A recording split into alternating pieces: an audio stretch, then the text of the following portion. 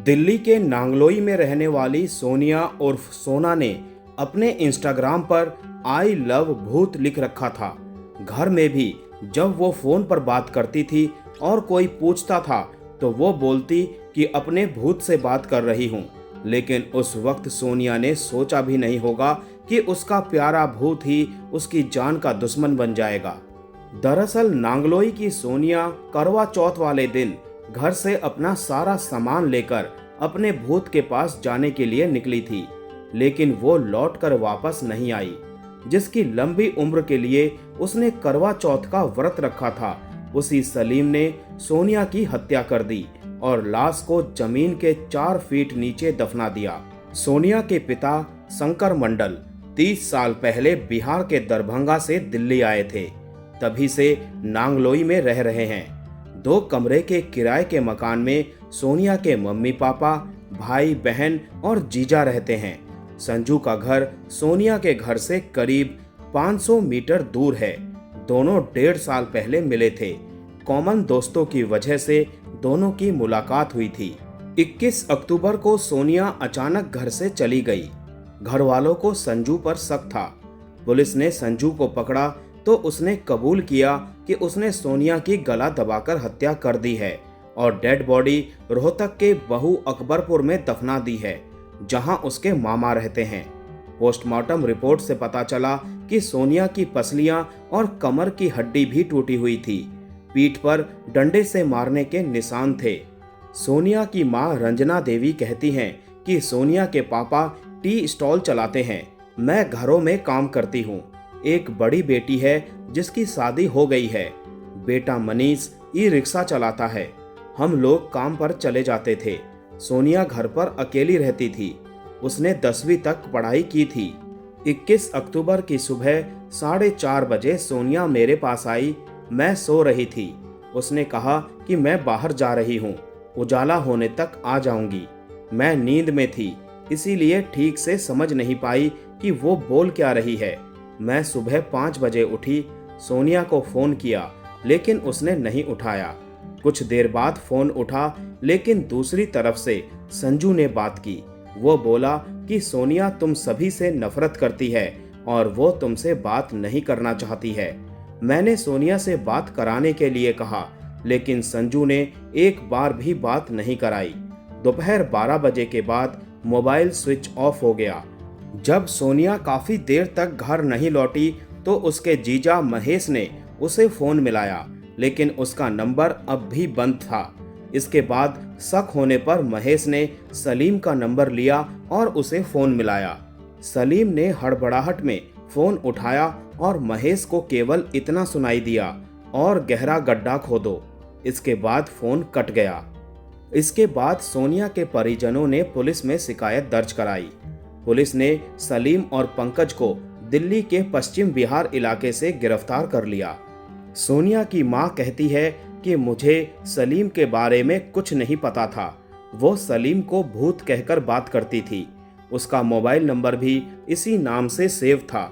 मैं पूछती थी कि किससे बात कर रही हो, तो सोनिया बोल देती थी कि दोस्त है। हम लोगों को नहीं पता था कि सोनिया हमारे घर से जाने के बाद क्या करती है। हम सुबह काम पर निकल जाते हैं, फिर रात को 7 या 8 बजे तक लौटते हैं। 4 महीने तक सोनिया ने प्रेग्नेंट होने की बात हमें नहीं बताई। जुलाई में उसने हमें संजू के साथ रिश्ते के बारे में बताया। तब वो प्रेग्नेंट थी। हमने संजू की मां को अपने घर बुलाया। संजू की मां ने कहा कि सोनिया अबॉर्शन करा ले, हम उसे अपने घर में नहीं रखेंगे। सोनिया अबॉर्शन के लिए तैयार नहीं हुई। तब संजू नहीं आया था। उसने कई बार कहा कि वो मिलने आएगा, लेकिन मैंने उसे कभी नहीं देखा। संजू की मां ने मुझसे कहा था कि हम मुसलमान नहीं हैं। मैंने सोनिया के रिश्ते की बात कहीं और कर ली, लेकिन सोनिया संजू के साथ ही शादी करना चाहती थी। रंजना देवी बताती हैं कि संजू के भाई साहिल ने भी हिंदू लड़की से शादी की है। उसने सोनिया को धमकी दी थी। सोनिया ने मुझे साहिल का ऑडियो मैसेज सुनाया था। उसमें साहिल कह रहा था कि संजू को छोड़ दे, वरना तुझे काटकर नाली में बहा देंगे। सोनिया को रील्स बनाने का काफी शौक था। उसके इंस्टाग्राम पर 7,000 से ज़्यादा फॉलोअर्स थे। सोशल मीडिया के लिए सोनिया और मनीष साथ में वीडियो बनाते थे। मनीष ने इसके लिए नया मोबाइल भी दिलवाया था।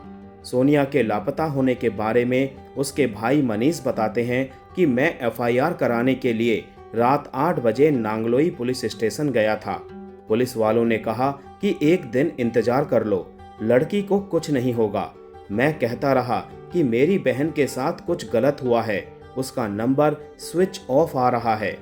अगले दिन 23 अक्टूबर को दोपहर 2 बजे मुझे पश्चिम बिहार थाने से कॉल आया। मैं वहां पहुंचा तो पुलिस स्टेशन में संजू और उसका दोस्त पंकज खड़े थे। पुलिस ने मुझे मेरा आधार कार्ड दिखाया। सोनिया अपने साथ एक छोटा बैग लेकर गई थी। इन लोगों ने बैग नहर में फेंक दिया था। पुलिस ने बैग बरामद किया तो उसमें मेरा आधार कार्ड निकला। थाने में संजू से सोनिया के बारे में बार बार पूछा गया। वो बोल रहा था कि सोनिया जिंदा है, मैं अगले दिन 12 बजे तक उसे ले आऊंगा। 6 घंटे बाद नांगलोई पुलिस स्टेशन से अधिकारी पश्चिम बिहार थाने पहुंचे।